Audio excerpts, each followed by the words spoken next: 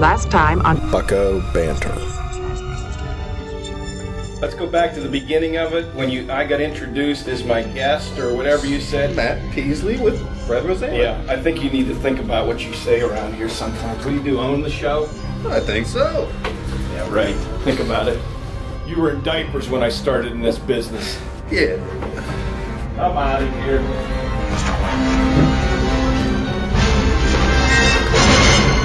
And now the conclusion.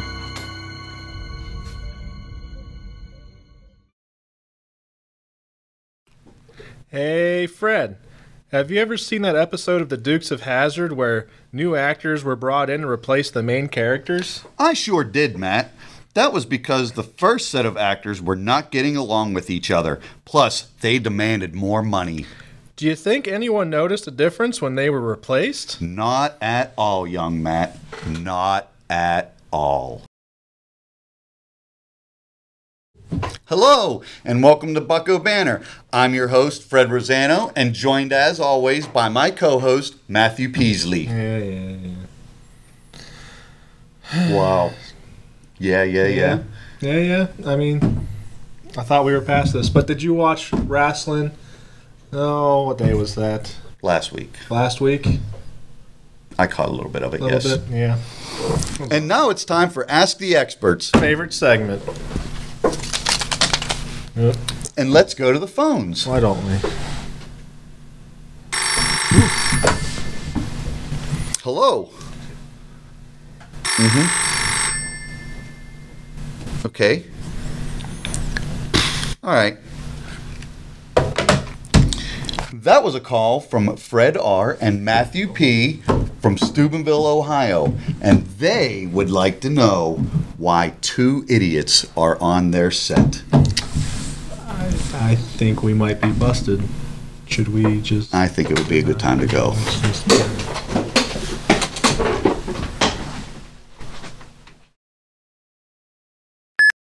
So we good? Yeah. I guess.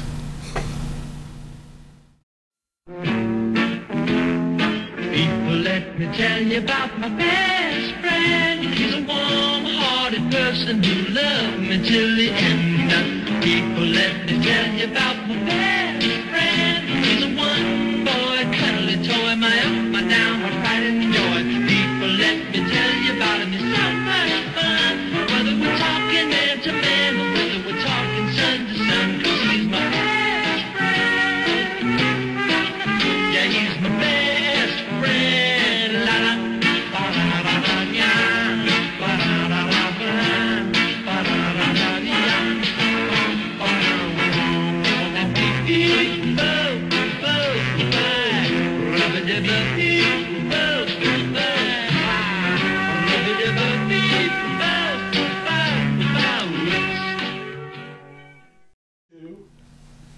Welcome back to Bucco Banter. My name is Fred Rossano, and my cohort in crime is... Matthew Peaslee.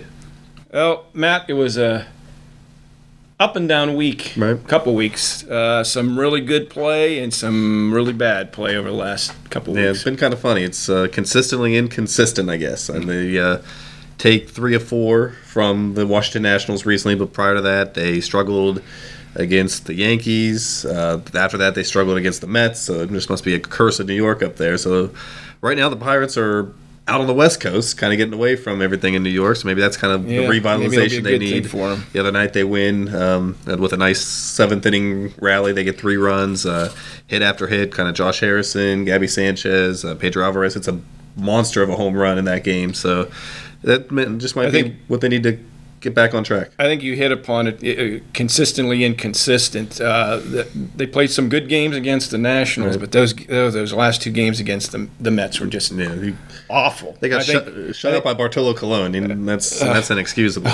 I think Hertel said it was their worst play of the year. Yeah. The worst couple games in a row in a 48-hour span. Right. That they turned around playing a good game to just 2 awful games. That one on the afternoon game was just That's Charlie Morton's going for his first win or his second win of the season, and Bartolo Colon, who's probably 64 years old by now. He just turned 41, and but his earned run average, I didn't know that. His earned run average was in the 5s going into that game, and he just shut them down. I think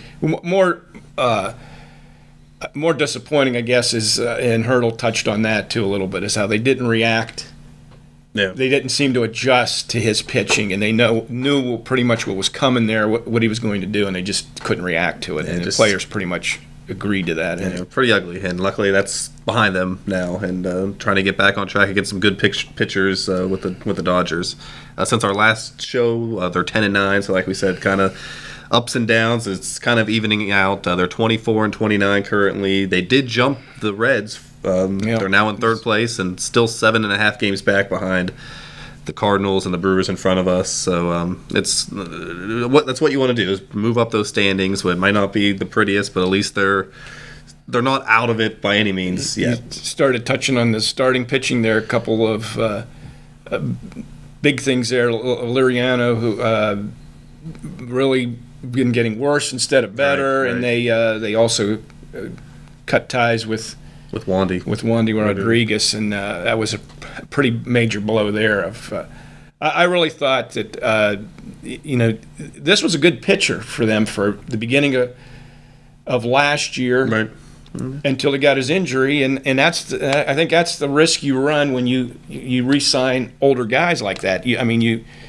He had, what was it, some forearm injury, and he just never responded. And getting back to Burnett, you just don't know what you're getting when you get to an older guy like that. They're past their prime, and who knows what's. He just basically lost it. Yeah, and he was getting shelled on his rehab assignments in Altoona, and that should have been a sign right there. But he does come back and just blows up in his first start. I think that was against. Yeah, he pitched good the first game there, and then he just I kind of compare him to the Jonathan Sanchez that we had the previous year. Like, as good as last year ended up being, you kind of forget about Jonathan Sanchez, but he made 5 starts with the Pirates, had an 11.8 ERA, Jonathan Sanchez, in just five starts. Was that bad? He only pitched in 13 innings and gave up 25 hits, 7 home runs, and only 13 innings pitched. So that was pretty bad. Wandy didn't quite match him in terms of just complete and utter badness, but Wandy in his 6 starts, he didn't get a win. 6.75 ERA again. And once you're past like a 4 ERA, that's hard. That's going to be hard to bring down. But he pitched 26 innings, 20 strikeouts, 37 hits, and 10 home runs. So he was just getting shelled. Especially I think of that game against the Giants, and they ended up coming back to win. But that second inning that he was pitching just was pretty ugly after the Pirates got an early lead. I think overall with their team right now, they've got to get more consistent starting pitching, and if they don't. Again, this is something we touched on the last time. They're already at the third of the year of the season is already gone. True. I mean, you're not anymore. You can't say it's still early because these games count just as much. They need to get on some sort of a roll here, and they just keep. They start up and then they keep stalling. Either different facets of the game keep letting them down, whether it's relief pitching, and that was another stat I couldn't believe. They've blown 10 saves already. And last year was automatic once they got late in innings. You can't expect that, but you would hope it's a little bit better. Maybe with Gurley back, it improves somewhat. Yeah, that's it. So right now they're finishing up a series against the Dodgers, and they come back home for a nice, pretty long homestand. So just got to see. It's going to be May turning into June still, and we're still getting towards that midpoint of the season, but now's the time that they need to keep winning games and not fall back and kind of stay as steady as they have been, and that'll be nice. Hopefully they turn the corner in the next week or so here and start getting a little bit of winning streak. That'll be nice. I think it's time for our Bucco Show and Tell segment. Fred, what'd you bring me today? Well, today I brought a picture that was taken by Mike Bordeaux, who was our chief photographer at the time back in the 90s, and he took a picture of Jim Leyland upon his last game as manager of the Pittsburgh Pirates. And as you can see, it's a pretty emotional Jim Leyland. He looks like his eyes are a little bit watery there, which is common for him. Yep. And I think he was a pretty neat guy too. He would have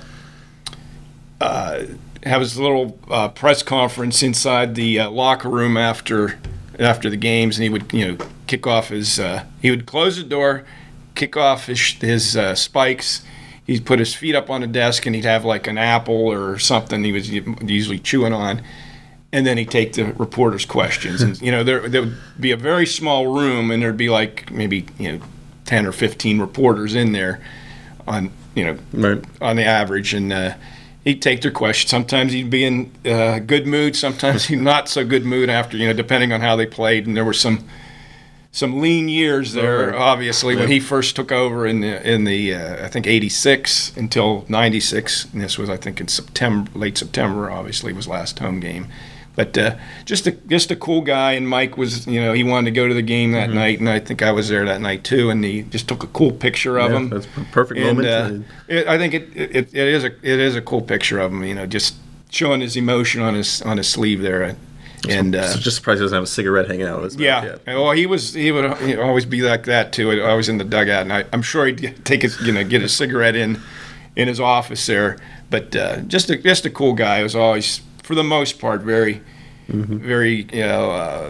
responsible with the media and vice versa. Wouldn't spaz out on the reporters or whatever, just doing their job, and he understood that. But just all around cool guy. That successful too. He wins the World Series with the Marlins and had success with the Tigers. So he's definitely one. I grew up watching him too, and he was definitely fun to watch. And then he retired just a couple years ago from.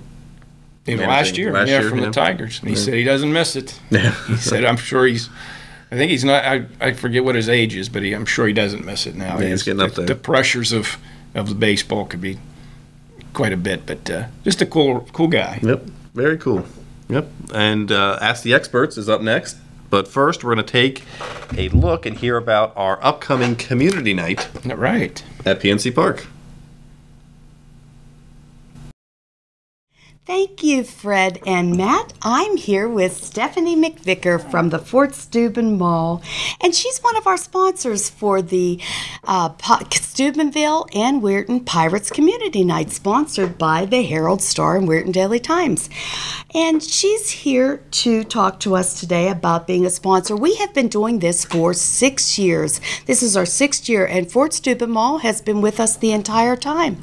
We take buses to the Pirate game to PNC Park every year, and we get 5 to 7 buses going every year. We get the whole all-you-can-eat section, and we take folks from here. We have folks that have been going with us every trip, every year for 6 years, and it's become quite, the folks all seem to know each other now, and it's become quite the event. Yeah. Mm-hmm. So, Steph, tell us why you come back every year. And we so appreciate it, but why you come back as a sponsor every year? We love it. We at the Fort Steuben Mall have Pirate Caribbean every year, as you know. Yeah. And the players come out, talk to our customers, talk to everybody who, our staff, everybody, and sign autographs, hang out with the kids. We are huge supporters of the Pirates at the mall, so it seemed natural for us to go ahead and work with you guys on this community nights event. We love it. We just think that this is a wonderful way to be part of the community and do something great for the community. Your prices are great to allow the people to come out on the bus and everything, and it's just a great way for families to do something at a reasonable price and to get out there and have a lot of fun at a national sporting event. And I'd like to add that because of sponsors like Fort Steuben Mall is the reason we are able to keep our prices affordable for families to go to the game. So we thank you for doing that, Steph. And we will look forward to doing that in years to come. Our game this year is June 28th. It's a 4 o'clock game because I believe it's nationally televised. So it's a 4 o'clock game, June 28th, and you will get, by the way, a Andrew McCutcheon bobblehead. So come out and join us on June 28th. And we'll see you there. Let's go, Bucks! For Bucks! Ask the experts. Ask the experts. Ask the experts. Ask the experts. And now it's time for the extremely popular segment called ATE. Ask the experts, and we are the experts. Always. Hat time? Hat time. This thing. I mean, we're experts to begin with, but with this hat, we're pretty powerful. Question number 1. Would you have cut Wandy Rodriguez or given him a couple more starts? That's from Rick E. of Newcastle, Pennsylvania. You get a lot of questions from Newcastle. I think it was time to. I think it was definitely time to get rid of him. I mean, that start against the Giants just could have cost him that game. It's not often that the Pirates score 4 runs in the first inning and they almost blew it just the inning after that. And I think it sent a good message that they're not going to take this subpar. I mean, there was no signs of Wandy getting any better. Yeah. He was getting shelled all season. That injury, you feel bad for him, which is probably the cause of his struggles. But it was time. I mean, it sent a good message to the other starters that just said, "Hey, this isn't acceptable." I think Greg Brown even touched on it. He saw it because Wandy Rodriguez didn't even leave the field. He sat there after he was taken out, and he just sat there like this, like he knew it was about to take place. It was funny. I've never seen a pitcher sprint off the mound like he did too. Yeah, when Clint came out and got the ball, he was getting showered with boos, rightfully so, because you don't want to see that happen. And it gives a good opportunity for a guy like Brandon Compton to come in, get him more consistent starts, and see what he could do to start his major league career. So I think definitely time to get rid of Wandy, and you wish him the best if he lands on somewhere else. But it's good that he's no longer with the Pirates. Okay. Question number 2. Yep. Would you sign a major league player to a long-term contract, such as a Gregory Polanco, before he has ever played a game in the majors? This is Chuck of Steubenville. Okay, Chuck. It's a risk that to pay somebody millions of dollars that hasn't even taken a pitch at the major league level. But in this case, if Polanco is going to be the guy for the next 5, 8, 10 years, and you want him to be a Pirate for that long too, I think what the Pirates have done, offering him somewhat of a contract already to lock him in at an affordable rate, and I think it was a good move that he did that. Obviously, Gregory turned it down, but I think it was good that they tried to see what they could do with him, just so we don't have to worry about him being a free agent anytime soon or starting that arbitration clock or whatever. But I think it was a good move by the Pirates. I think if they were able to sign him already for an affordable deal, they should have done it. But again, I think Polanco and his agents and his team know how good he can be, and they kind of want to save it for that payday in a couple years. I think you, with a position player, you can do that. I think with a pitcher, I don't think I'd ever do that. Because we just how inconsistent and it's with and again we're still a couple weeks away from seeing Polanco come up, but I think it's going to be pretty special once he does arrive in the majors, and hopefully he can live up to all this hype. Ready? I am ready, willing and able to answer all questions. Let's see. Let's get a good one for you.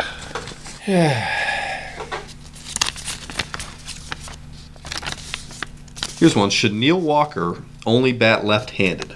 This is sent in from Tony of Bergholz.